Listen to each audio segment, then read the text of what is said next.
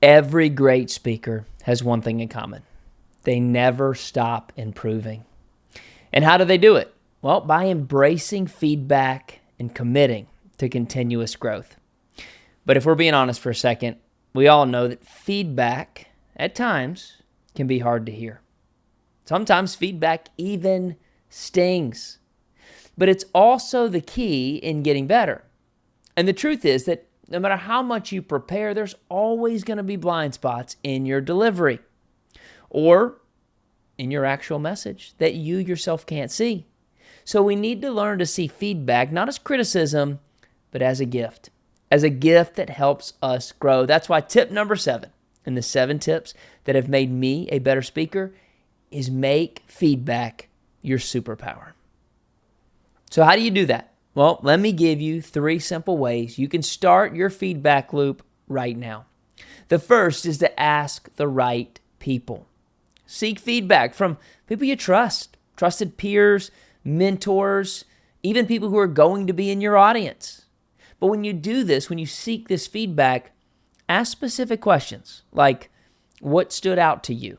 Or what can I improve on? Don't just say, how was my talk? It leaves too much room and people feel like they're criticizing you and they don't want to do that.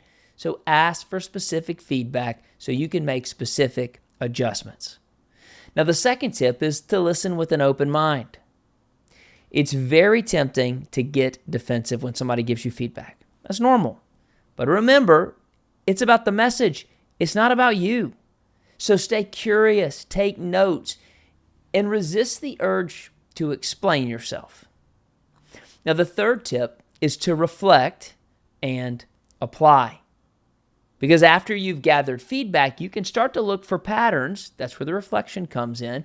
And you can see, are there things that I'm doing that I shouldn't be doing that multiple people are saying? Like, am I talking too fast? Are my stories unclear? Whatever they're telling you and whatever patterns you're seeing, you can start to use those to make adjustments to improve your next talk. Because here's the difference. Great speakers don't just stop at one round of feedback. No, they make growth a habit. They do this by consistently refining their skills, not just to improve themselves, but actually to make a greater experience for their audience. And that's what's truly going to set you apart in being a better speaker. So here's our takeaway for today. Feedback and self-reflection are keys to long-term growth as a speaker. Feedback is your stepping stone to greatness. So the next time you give a talk, I want you to ask for feedback. I want you to reflect on it, and I want you to use it to make a plan on how you can improve. Remember, it's not about perfection, it's about progress.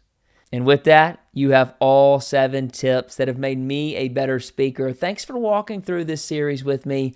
I hope these tools are as helpful to you as they are to me. I'll see you soon.